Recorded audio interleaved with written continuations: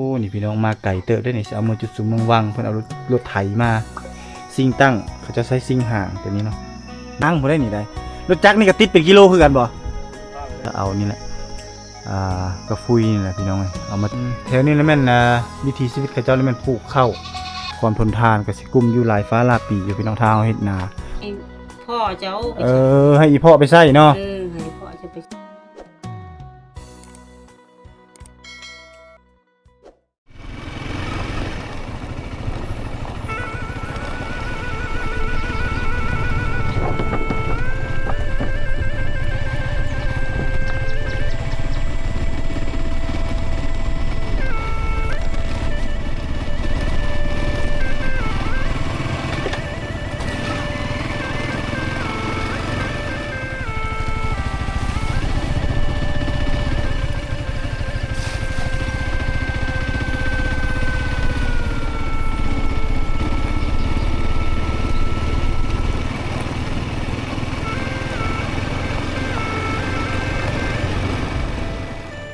กับทักทายสวัสดีบรรยากาศยามเช้ายินดีต้อนรับเข้าสู่ช่องวิถีลาวกับบรรทุกอีกเส้นเก่าเส้นเคยเนาะสำหรับคลิปวิดีโอนี้บรรทุกได้เดินทางมาที่เมืองบุรพาซึ่งหมู่บ้านนี้เป็นหมู่บ้านของชนเผ่าบรูก็คือบ้านวังเงือกหรือว่าบ้านใหม่วังเงือกท่านผู้ชมเนาะก็คือบ้านนางเอกของบรรทุกเองคลิปวิดีโอนี้เปลี่ยนบรรยากาศจักหน่อยพี่น้องเนาะบรรทุกพาท่านผู้ชมเลาะเที่ยวชมเมืองบรรยากาศของหมู่บ้านในบรรยากาศยามเช้าตอน8 โมงเช้าว่าวิถีชีวิตของเขาเจ้าอยู่ในเขตนี้เป็นอย่างไรแต่ว่าส่วนหลายก็บรรยากาศยามเช้านี้จะบ่ค่อยเห็นผู้คนหรือว่าชาวบ้านอยู่ในหมู่บ้านเนื่องจากว่าเขาเจ้าถึกอยู่ในช่วงฤดูฝนก็คือช่วงหน้าเวียกหน้างานชาวบ้านก็จะพากันไปเสียหญ้าเข้าเสียหญ้ามันต้นรวมถึงเฮ็ดไร่เฮ็ดนาพี่น้องเอ้ยหัวสวนอย่างต่างๆอันนั้นคือวิถีชีวิตของเพิ่นแต่ก็บ่เป็นหยังเนาะในบรรยากาศนี้เฮาก็จะซับเปลี่ยนบรรยากาศพาท่านผู้ชมเลาะเที่ยวชมเมืองบรรยากาศของหมู่บ้านไปพร้อมๆกันนี่อันนี้คือหมู่บ้านในชนบทพี่น้องเนาะเป็นหมู่บ้านใหม่วังเงือกพี่น้องเนาะหมู่บ้านเขตนี้ก็เป็นหมู่บ้านที่มีการพัฒนาเนาะบ่ว่าจะเป็นเฮือนซานของเพิ่นก็ถือว่าแน่นหนาถาวรเป็นเฮือนแป้นเครื่องถาวรเนาะและมีระบบไฟฟ้าและสิ่งสำคัญก็คือมีสัญญาณโทรศัพท์พี่น้องเอ้ยสัญญาณโทรศัพท์อยู่ในหมู่บ้านนี่ก็ถือว่าสามารถโทรเห็นหน้าได้เนาะมีไฟฟ้าในยามค่ำคืนสำหรับหมู่บ้านวังเงือกพี่น้องเนาะอันนี้คือบ้านวังเงือกส่วนใหญ่เขาก็จะเห็นแต่เฮือนซานของเพิ่นพี่น้องเนาะนี่แล้วก็สัตว์เลี้ยงตัวใดที่ว่าเพิ่นบ่ได้ปล่อยยกตัวอย่างว่าเบ้เขาเจ้าก็จะยังขังก้อนเพราะว่าช่วงนี้ฝนตกแล้วก็เฮ็ดให้ดินมันซุ้มน้ำหมอกมันยังบ่ตกเทื่อถ้าเฮาปล่อยสัตว์ไปในช่วงนี้ฤดูกาลนี้ก็จะเฮ็ดให้ปากเปื่อยลงเล็บได้ง่ายพี่น้องเนาะหรือว่าพยาธิของสัตว์เองนั่นแหละบรรยากาศก็เต็มไปด้วยความเงียบสงบเนาะพี่น้องเนื่องจากว่าชาวบ้านอยู่ในเขตนี้เขาเจ้าไปให้ไปสวนหมดแล้วเนาะเฮาก็จะพาท่านผู้ชมเลาะเบิ่งบรรยากาศของหมู่บ้านแทนเราก็จะไม่ได้เห็นกิจกรรมการตำข้าวบ่การเกลือหมูเกลือเป็ดเกลือไก่นึ่งข้าวอย่างต่างๆเนื่องจากว่าชาวบ้านเพิ่นบ่อยู่แล้วนี่ตัวนี้จะเป็นร้านขายเครื่องของคนเวียดนามเขามาขายเครื่องอยู่นี่พี่น้องตอนนี้เขาออกมาหดทางใหญ่เลยนี่ตัวนี้เป็นทางใหญ่นี่ตัวนี้จะเป็นทางใหญ่ทางนี้จะไปหาบ้านหนองเนียวขึ้นไปกระเตาะเนาะแล้วก็จะขึ้นไปโค้งลงไปปู๊ดแหละไปหนองม้าก็ได้ไปห้วยเฮ็ดก็ได้เนาะหรือว่าจะออกไปทางเจเลดโค้งไปใส่วิละคือเก่าก็ได้พี่น้องเนาะบรรยากาศหน้าฟ้าหน้าฝนก็สิประมาณนี้เนาะทางเส้นนี้จะไปเมืองบุรพาพี่น้องไปบุรพาไปทางยามเช้าของมื้อนี้พาท่านผู้ชมเลาะเที่ยวชมเบิ่งบรรยากาศของหมู่บ้านในชนบทเนาะอันนี้คือเงินสร้างของเพิ่นอยู่ทั้งสองฝั่งทางมีไฟฟ้าเนาะถือว่ามีการพัฒนาขึ้นหลายจากในเมื่อก่อนนี่บ่มีไฟฟ้าส้มไซเถื่อมาเดี๋ยวนี้ก็มีไฟฟ้าส้มไซมีเฮือนแป้นถือว่ามุงกระเบื้องแน่แล้วก็มุงหลังคาแน่เนาะ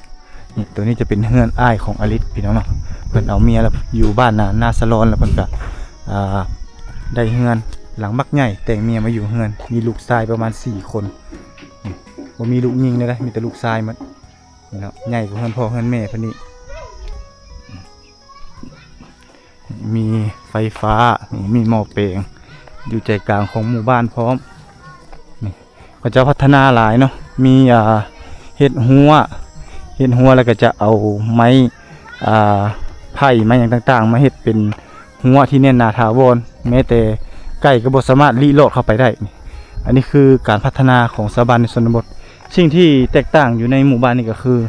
เขาเจ้าจะบ่มีการตำหูกท่อผ้าแม่นหยังต่างๆพี่น้องนี่โอ้รถไถนี่แต่งคักเนาะเบิ่งอีโพเพิ่นกำลังสิไปไสเด้อนี่เนาะโอ้แต่งรถไถคักเนาะกำลังสิไปไสนี่พ่อโอ้มาเก็บโอ้ซื้อเล็กบ่มาเลาะซื้อเล็กพี่น้องเอ้ยนี่ซื้อเล็กบ่เจ้านี่พี่น้องเล็กกระป๋องเบียร์เนาะครบเลยนี่เป็นโยมอลูมิเนียมเป็นสักเศษเหลือลูกกระปางระเบิดไม่ยังซื้อหมดแม่นบ่ซื้อหมดเลยพี่น้องเอ้ยนี่เพิ่นเอารถไถมาเลาะซื้อเลยกระป๋องเบียร์โลเท่าไหร่แล้วซื้อแถวนี้โล20,000เนาะโอ้โล20,000กี่พี่น้องนะนี่เพิ่นกำลังถอนสิเอาไปแล้วเอาไปขายใช่นี่ที่เอาเมื่อบ้านจุดชุมเมืองวันโอ้จะมาแต่จุดสูงเมืองวังบ่นี่โอ้มาทางหนองกระปาดบ่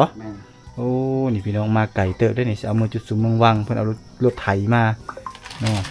รถไถมาหาเลาะซื้ออยู่พี่เลยมาผู้เดียวอีกบ่โอ้นี่พี่น้องนี่มาใกล้ๆกันได้จุดสูงเมืองวังนี่ได้ลุ้นเพิ่นติดขออนุญาตเบิ่งนี่เด้อนี่อันนี้คือสิ่งมาตรฐาน มาตรฐานสากลสมัยแต่ก่อนตอนบุหันมีสิ่งตั้งเขาจะใช้สิ่งห่างตัวนี้เนาะนี่แบบนี้แหละของแท้เนาะเป็นลูกมักต้นตัวนี้ ในการซื้อเล็กในเขตชนบทก็สิมีประมาณนี้พี่น้องเนาะนี่แบบรุ่นเก่าได้พี่น้องนี่ยังนำไซส์รถตักแตกรถแตกอยู่พี่น้องหาเลาะซื้อโพนตัวใดที่มันเป็นเส้นเล็กเอาหมดพี่น้องเนาะผู้ซื้อฮอดรถจักรหางผู้ได้นี่ได้รถจักรนี่ก็ติดเป็นกิโลคือกันบ่ซื้อผ่านเลยเท่าไรนี่ฮะ250,000โอ้โหนี่พี่น้องเนาะรถจักรคันนี้250,000กีบ 250,000กีบพี่น้องเนาะบ่แม่น250,000 บาทได้นี่เห็นเบิ่งความดูมั่นขยันเพียรของพระเจ้าเนาะเอารถไถมาหาเลาะซื้อเล็กเนาะอยู่เขตเมืองบุรพาพี่เพิ่นมาแต่จุดสูงเมืองวังขึ้นกับเมืองวิระบุรีพุ่นเด้นี่บ่ธรรมดาเนาะรถจักรนี่ซื้อพางเลยเนาะสามารถเอาไปแต่งไม้เนาะเจ๊ไม้เฮ็ดไม้เนาะควรจักรไม้เนาะซื้ออีสังมาใส่ก็สามารถขี่ได้รถนี่ได้เนาะซื้อตีนซื้อโซ่ซื้อหยังมาใส่ไม้หมดนี่แหละพี่น้องเอ้ยการพัฒนาบ่มีความหยุดยั้งเนาะบ่มีคำว่าหยุดยั้งถือว่าพัฒนาได้ตลอดนี่เห็นบ่รถไถเขาเจ้าก็จะเฮ็ดอันมุงใส่เพื่อป้องกันแดดป้องกันฝนเด้อันนี้คือหัวคิดของพ่อค้าที่เดินทางมาซื้อเล็กเนาะในเขตชนบทรวมถึงอยู่เฮือนกับถ้าบ่ได้ไปซื้อเล็กเพิ่นก็ไปให้ไปหน้าไปสวนนี่ก็สามารถขี่ไปได้แบบสบายเลยโดยที่บ่ต้องตากแดดตากฝนเนาะเพิ่นเดินทางมาคนเดียวนี่รถที่ห้างก็ซื้อเพิ่นเนาะซื้อครบมันเลย นี่อันนี้แหละเอิ้นว่าความพัฒนาบ่หยุดยั้งเนาะเอารถไถมาก็ได้ขอเพียงแต่ว่าเป็นรถแล้วก็เพิ่นจะมีเครื่องใส่ได้นี่ค้ำใส่คือสินอนนั่นเบิ่งนี่เนาะเมื่อคืนนี้นอนใส่เมื่อคืนนี่นอนอยู่นี่เลยบ่นี่พี่น้องเครื่องนุ่งขออนุญาตเบิ่งนี่เด้อนี่มีเพตะรองพร้อมเนาะมีเครื่องนุ่งของถือเนาะครบหมดมานอนซื้อเครื่องซื้อเล็กลาอยู่นี่แหละอยู่ข้างหลังนี่แหละพี่น้องอันนี้คือพ่อค้าที่มาจากเมืองวังนะอันนี้คือลักษณะเฮือนซานของชนเผ่าบรูเนาะชนเผ่าบรูตรีอันนี้เป็นไม้ฟืนนี่ก็จะกาเกียมมาจากให้จากสวนบนที่เพิ่นทางปลูกข้าวพี่น้องเอามาเบิ่งเฮือนหลังนี้แปลงหูแปลกตาเนาะทางด้านเทิงเพิ่นจะใช้เป็นกระฟุยที่ใส่น้ำมันใส่อย่างสมัยแต่ก่อนนั้นเอามามุงเฮ็ดเป็นหลังคาหรือว่าแทนสังกะสีแทนไม้แม่นอย่างต่างๆเนาะผู้คนบางคนเขาเจ้าก็บ่มีเงินซื้อสังกะสีเนาะเขาเจ้าก็จะเอานี่แหละกระฟุยนี่แหละพี่น้องเอามาตีเป็นแผ่นหลังจากนั้นแล้วก็เอามาเฮ็ดเป็นสังกะสีมุงเฮือนเนาะเพื่อสนแดดสนฝนผู้บ่มีเพิ่นก็บ่มีแท้ๆได้พี่น้องเฮือนก็เป็นเฮือนแบบเก่าแก่ดังเดิมเนาะหมู่บ้านเพิ่นเงียบพี่น้องเงียบแทบบ่มีไผอยู่เลยนะอันนี้คือหมู่บ้านในชนบทถ้าเราจะเห็นบรรยากาศเราต้องมาตอนแรงๆเนาะแรงๆนี่เราจะเห็นชาวบ้านเพิ่นเริ่มกลับมาแต่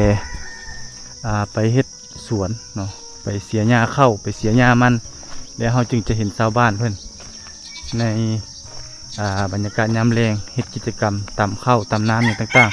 ๆแต่ส่วนหลายนี้เราบ่ค่อยเห็นแล้วเนื่องจากว่าในระหว่าง 4-5 ปีมานี้เนาะที่ประตุกมาถ่าย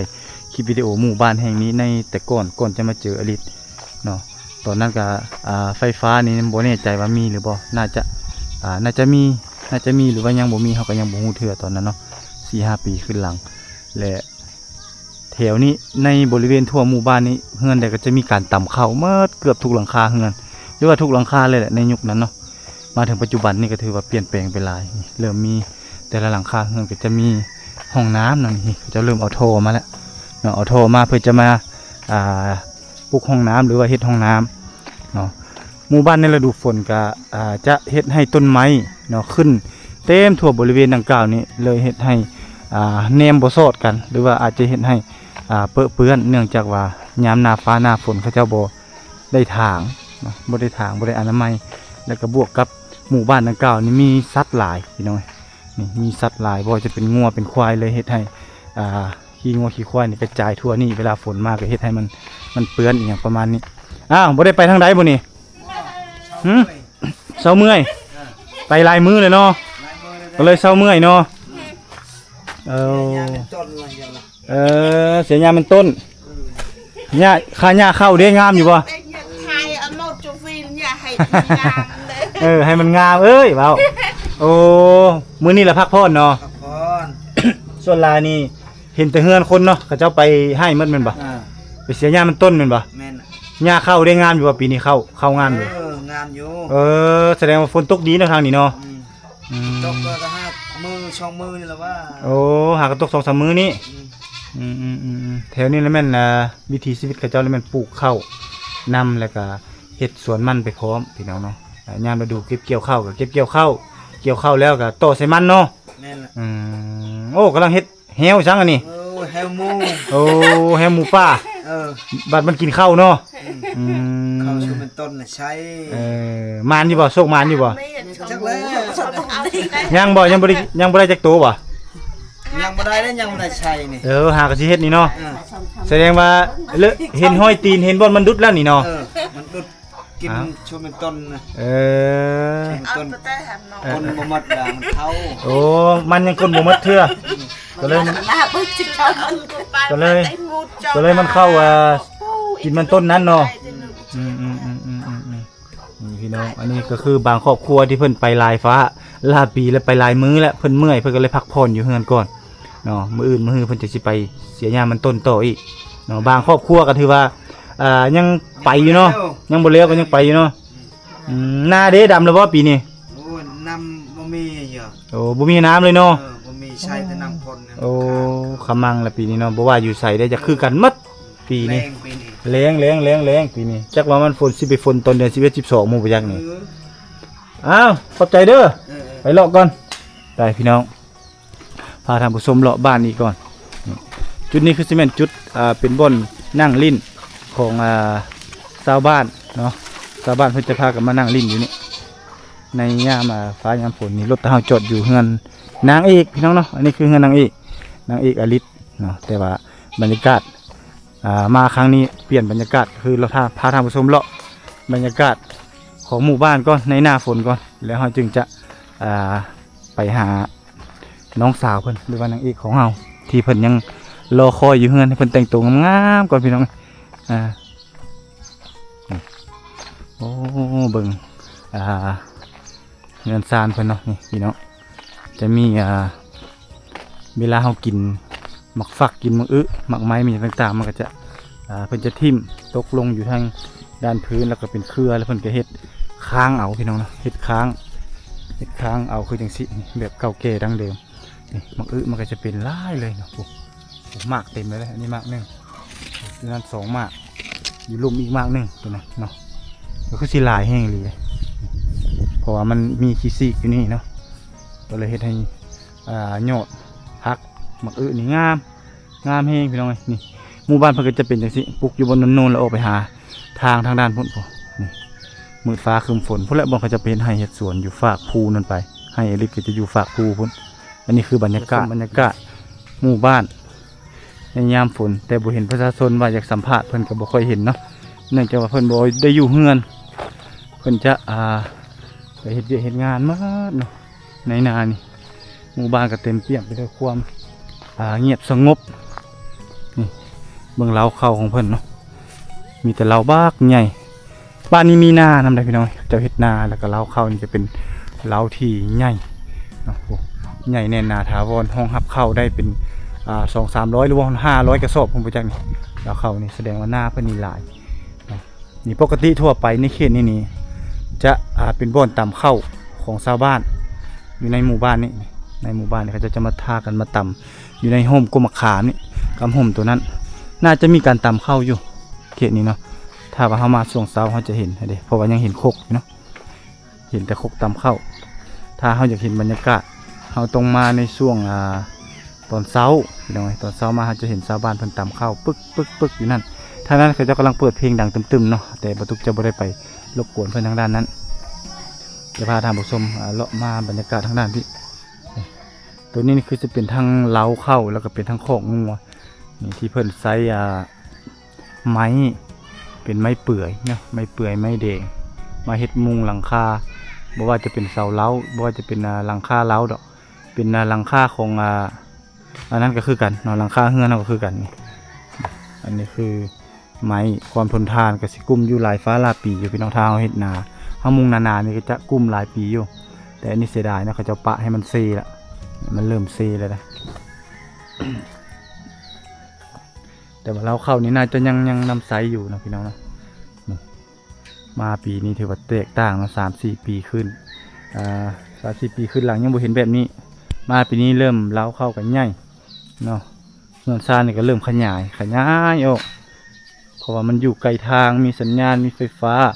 มีหลายสิ่งหลายอย่างแล้วก็มันก็ง่ายต่อการพัฒนาเส้นทางสะดวกสบายก็ถือว่าไปซื้อเครื่อง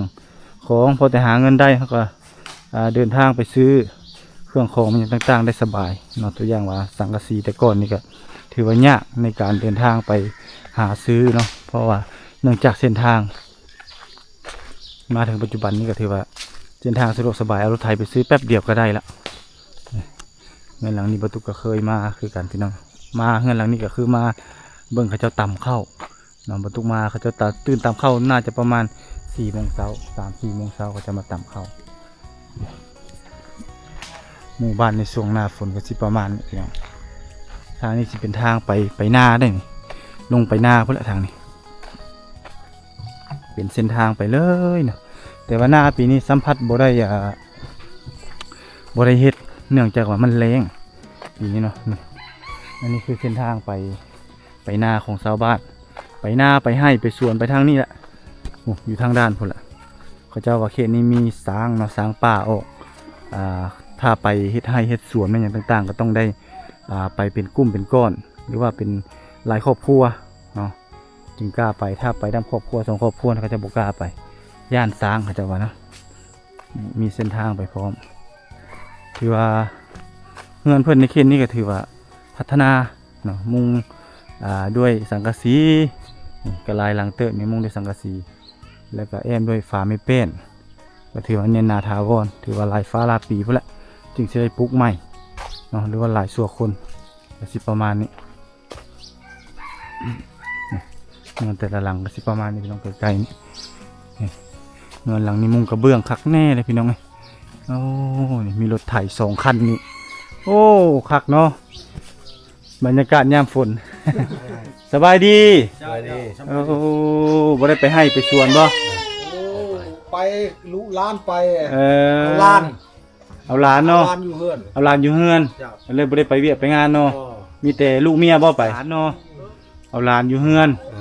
พักผ่อนเนาะยามพายามฝนนี่เนาะดำให้ดำหน้าแล้วบ่ยามนี่ยังเลยโอ้ คนไม่ตก ฝนบ่มาเนาะขมังโทนนั่น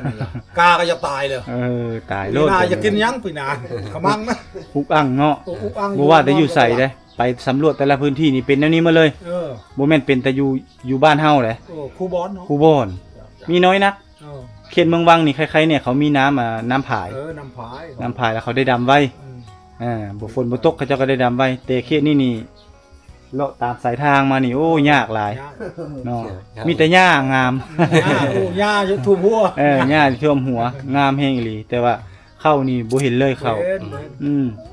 ทางพุ่นยังบ่ได้เห็นตกขนกล้าก็มี เออ อืมที่ลึกเนาะอา ตก กาศ แล้ว ดี กา เนาะ ตัวยัง มันยังน้ำเนาะ ยังน โอ้พี่น้องถือว่าได้รับผลกระทบสำหรับเรื่องธรรมศาสตร์ปีนี้เนาะ ำเออ เห็นให้ชาวบ้านนี่ยังบ่ทันได้ดำให้ไถนาอยู่ได้พี่น้องเอ้ย ให้มันยาก ยังยุ่งยังยากอยู่หลายพี่น้องเนาะเอ้าจังได๋ก็สู้ๆเด้อให้สู้ๆให้สู้ซนให้ได้มันหลายๆคันเข้าบ่ได้ก็ได้ มันก็ให้ได้โล 5,000 กีบพุ่นแหละ ปีสิมานี่จักสบายเนาะ เออขึ้นใดกันจับบ่ได้ โดยขอบใจเด้อไปพี่น้อง เลาะบรรยากาศหมู่บ้านเพิ่นโตะเลยเนาะโอ้ยเนาะถือว่าลำบากหลายพี่น้องในช่วงหน้าฟ้าหน้าฝนถือว่าบ่ว่าอยู่ไสเนาะได้รับผลกระทบหลายอย่างเนาะเนื่องจากว่าฝนตกบ่ถึกตามฤดูกาลหรือว่าตกบ่ต่อเนื่องเฮ็ดให้ชาวบ้านเพิ่นบ่ได้ดำให้ดำนาเนาะนะมาเฮือนหลังนี้ก่อนพี่น้องโอ้เฮือนเพิ่นนี่สะอาดสะอ้างเนาะทางด้านลุ่มนี่เขาจะปูไม้แป้นคักแน่เนาะนี่ทางด้านลุ่มเพิ่นก็จะตัดฟืนเป็นท่อนไว้ผ้าดังไฟคือสิเป็นฟืนไม้เปื่อยพี่น้องนี่เวลาเฮามานั่งลิ้นอยู่ในนี้ก็สะดวกสบายเนาะมันบ่เปื้อนบ่เปื้อนโอ้มาเห็นแม่เฒ่าเพิ่นกำลังเฮ็ดหยังเนาะสบายดีแม่เฒ่า สวัสดี โอ้กำลังเฮ็ดเผลอนี่ ใส่ลูกมองนี่แหละ ใส่ลูกมองโอ้คิดว่ามีแต่ผู้ชายเฮ็ดบ่แม่นเนาะผู้หญิงก็เฮ็ดคือกันเนาะ เฮ็ดคือกัน จะเอาไปใส่เองเลยบ่นี่หรือว่าเฮ็ดให้ผัว บ่ให้พ่อเจ้าไปใช้ ให้อีพ่อไปใส่เนาะ ให้พ่อจะไปใช้ เจ้าละใส่ลูกมอง โอ้คักเนาะ เบิ่งลูกคู่คืนเลย ฮะ เฮาเบิ่งลูกนั่นคู่คืนเลย บ่เห็นบ่ เห็นหนอ คู่คืนเลยครับเบิ่ง บ่เห็นไปบ้านใดเมื่อคืนนี่ เมื่อคืนนี่ฝนตก ฝนตกบ่ได้เบิ่งซ้ำเนาะ บ่ได้เบิ่งซ้ำ บ่ได้เบิ่งซ้ำเนาะโอ้เห็นคู่คืนเลยเพิ่นว่าได้ คืนเลย เพิ่นเบิ่งในโทรทัศน์เนาะหรือว่าโทรภาพส่องลาวพี่น้องเนาะส่องเก่านครหลวงเขาออกเขาสิเป็นห้อยเรื่องเมืองลาวอีหยังประมาณนี้แหละเนาะเป็นการเดินทางไปถ่ายทอดวิถีชีวิตของคนลาวในเขตชนบทเนาะแต่ละหมู่บ้านที่บรรทุกเดินทางไปเนาะกับทีมงานพี่น้องนี่อันนี้คือเฮือนซานของเพิ่นของแม่เพิ่นโอ้มุงไม้แป้นเนาะแม่นเนาะไม้ซังเนี่ยมุงเฮือนนี่ ไม่เปื้อย โอ้สลาเอาไม่เปื่อยเนาะโอ้เพิ่นจะใช้ไม้เปื่อยในการมุงเฮือนกุ้มดนอยู่บ่แม่นนี่จักปีประมาณจักปีนี่ โอ้ได้ละ10 ปีเลย ประมาณ10 ปีเนาะ 10 ปีถือว่าได้เปลี่ยนใหม่เนาะ บ่ได้เปลี่ยนเลยบ่โอ้ บ่ได้เปลี่ยนเลย ตั้งแต่พูนมา10 ปีแล้วพี่น้องเนาะไม้เปื่อยเนี่ยถือว่าเฮาทากอันให้มันหนาๆนี่ก็ถือว่ากุ้มดนเนาะแล้วก็มุงหนาๆเนาะ มันได้ อันนี้แม่นอีพ่อบ่เป็นผู้เฮ็ดนี่ อีพอจ้ะล่ะ โอ้นี่พี่น้องนี่ไม้นี่เขาจะเป็นไซส์ไม้เป็นไม้อันนั้นได้บ่แม่นได้ไม้แน่นาถาวรได้แต่เป็นไม้กลมเนาะไม้กลมจะเป็นไม้หยังแม่นี่ไม้ไผ่บ่นี่ ไม่สอด ไม่สอดบ่ ไม่อันนั้นไม่ ไม้ไผ่ป่าบ่ เออ โอ้นี่เป็นไม้ไผ่ป่าพี่น้องเนาะนี่ก็จะโตะเล็กตะปูใส่กับแป้นนี่แล้วก็เกาะใส่ในนี้ซื่อๆแล้วก็เต็งไปนี่อันนี้ครับไซส์เป็นไม้กลมไม้ไผ่ป่านะเนาะถือว่าความทนแม่เพิ่นเนาะประมาณ10กว่าปีแล้วนี่เนาะความทนของไม้10กว่าปีแล้วยังบ่เดือบ่ดอกเทื่อแล้วก็ตัวนี้ก็เพิ่นจะไซส์เป็นหวายตัวนี้เนาะเป็นหวายป่าเด้อพี่น้องนี่บนใดที่ว่ามันหัวเพิ่นก็จะเอาสังกะสีมาสอดใส่เนาะตัดสังกะสีสอดใส่เนาะอิงตามการใช้งานคันสิว่าแล้วก็ได้อายุการของมันนั่นแหละเนาะขนาดคนก็ยังเสื่อมยังมีเท่ามีแก่มีหัวงอกมีหัวงอกหัวขาวเนาะผมดำผมดอนนะแม่เนาะเขี้ยวก็ล่นไปตามกาลเวลาเพิ่นว่าเนาะอายุของเงินของซานนี่ก็คือกันเนาะมันก็มีการเปลี่ยนแปลงไปตามเวลาแต่สิ่งที่บ่เปลี่ยนแปลงนั่นก็คือนี่แหละวิถีชีวิตจารีตฮีตของประเพณีอันแบบเก่าดั้งเดิมคันลูกคันหลานนี่บ่รักสมรักษาไว้เนาะฮีตเก่าของเดิมนี่จารีตฮีตของประเพณีอันดีงามนี่ก็ต่อไปก็สิบ่มีแล้วแม่เนาะคันลูกเต้าบ่รักสมรักษาปะไว้เนาะนี่แหละพี่น้องเอ้ยคือคนเฒ่าคนแก่ของหมู่บ้านเนาะบ้านนี้มีชื่อว่าบ้านไม้เนาะบ้านไม้พี่น้องบ้านวังเงือกเป็นบ้านต่อไปพุ่นสลายบางตุบังเอิญบ้านไม้วังเงือกแต่ที่จริงนี่เป็นบ้านไม้อันนี้เนาะหมู่บ้านนี้แม่นเฮ็ดนานํแม่นบ่เฮ็ดนาเฮ็ดไร่แล้วก็เฮ็ดสวนมันต้นเนาะแม่เนาะ อืม แม่น โอ้ลูกมองนี่เก็บมาได้ทางใดนี่โอ้นี่พี่น้องนี่ เอาลูกหม้อเก่า ลูกมองเก่าเนาะเอามาครบใส่ในนี้ เออ เอามานีบใส่แล้วก็สิให้อันอีโพเพิ่นไปใส่หมอง อยู่ห้วยหยังถ้าจะไปใส่นี่แม่ ห้วยน้ำโขงนั่นแหละ ห้วยน้ำขัวนี่แหละ เออ เขาเอิ้นห้วยหยังภาษาเจ้า ห้วยน้ำโขง ห้วยน้ำโขงภาษาบรูเด้ ชาบรูก็ดอกคลอง เด้อโครงอันนี้ก็ห้วยสไลด์ ห้วยสไลด์โอ้ห้วยสไลด์กับห้วยน้ำโขง อืม เด้อโคงประมาณนี้พี่น้องเนาะขอบใจได้ไหมเด้อ เดี๋ยว ไปหลังจากที่ประตุกขึ้นไปสัมภาษณ์แม่เฒ่าอยู่ทางด้านเทิงตอนนี้ก็ลงมาทางด้านลุ่มพาท่านผู้ชมเลาะเบิ่งเฮือนซ่านของเพิ่นเนาะเนื่องจากว่าเพิ่นบ่อยู่เฮาก็นี่แหละไผอยู่เฮาก็สัมภาษณ์ไปนี่อันนี้เป็นเล้าเข้าเนาะเรื่องเขาเจ้าเฮ็ดเฮือนแล้วเขาเจ้าก็ยังมาเอาไม้มาเฮ็ดเล้าเข้าอีกแล้วก็ใช้เป็นฝาไม้พุงไม้พางไม้เฮียนี่แหละนี่ผสมใส่น้ำเนาะทางด้านในเขาเจ้าก็จะเอาขี้ควายลวดนี่ลวดใส่ให้มันบ่ผิวบ่อย่างต่างๆบางคนจะใช้เป่าเนาะอิงตามความถนัดของไผของมันหมู่บ้านน้องนาฝนก็สิประมาณนี้พี่น้องเป็นหมู่บ้านดั้งเดิมบูฮานนี่หลายคนจื้อได้บ่อันนี้แม่นกกพังเน่าเฮือนไผน้อนี่เนาะอันนี้คือกกพังเน่าเฮือนน้องอลิศแต่ว่ามันกลายเขตออกมาทางด้านนอกไปได้เนาะพักเน่าอันนี้บ่แม่นแต่กินแต่เฮือนน้องสาวเพิ่นกินหมดบ้านพี่น้องเอ้ยหมดบ้านพากันมาขอเนาะมาขอบ่แม่นขอซื้อได้โคเอาละละก็คือจะมาปิดเอาเนาะนี่เขาเจ้าบ่ทันได้ตัดมันขึ้นงามโพดแล้วมันเป็นพุ่มถ้าเขาจะตัดออกเมื่อนี่เนาะมันแห้งงามมันแห้งโป่งใหม่นี่ตัวนี้เขาเจ้าก็ตัดคือกันนี่มันโป่งมันงามขึ้นแล้วก็จะเอาไปกินเนาะเอาไปแกงกินไปแกงใส่หน่อไม้ก็ได้หรือว่าแกงใส่ทอดใส่ไข่เนาะก็ได้หมดท่านผู้ชมไหมตอนนี้ก็เดินทางมาเฮือนน้องสาวเพิ่นแล้วพี่น้องเอ้ยนี่แหละคือรูปภาพบรรยากาศในช่วงหน้าฝนที่บ้านใหม่วังเงือกเมืองโบราณภาคอยขมวนหรือบ้านน้องอลิศขวัญใจหนุ่มไทยหรือว่าคนใจนุ่มๆทั่วไปท่านผู้ชมเนาะอันนี้คือรูปภาพบรรยากาศวิถีชีวิตของเขาเจ้าในช่วงหน้าฝนโดยเฉพาะมันยามเช้าที่หมู่บ้านนี่ก็ชาวบ้านส่วนหลายจะบ่ค่อยเห็นเนื่องจากว่าเขาเจ้าไปให้ไปสวนก็คือไปเสียหญ้าแหละคือท่านผู้ชมได้ฮู้แหละเนาะช่วงนี้บ่เฮ็ดก็บ่ได้อยู่บ่ได้กินแล้วก็พากันไปเสียหญ้าเนาะแล้วก็ไปเสียหญ้ามันพร้อมเสียหญ้าเข้านํบางคนก็ไปเฮ็ดหัวเฮ็ดหาวเนาะบางคนก็ไปไถให้ไถนารับจ้างรับบ่าย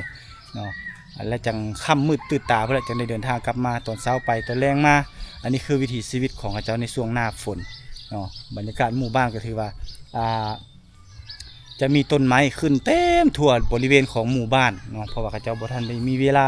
ได้ทางได้อย่างต่างๆเนาะก็บวกประกอบกับสัตว์เลี้ยงนี่หลายบ่จะเป็นงัวควายเนาะแบะสัตว์ใหญ่เขาจะโป้ยละไปตามเดินบ้านแล้วให้มันขี้ตาสะทรายตามเดินบ้านเวลาฟ้าฝนมากมันจะกระจายตามเดินบ้านเลยเฮ็ดให้หมู่บ้านนี้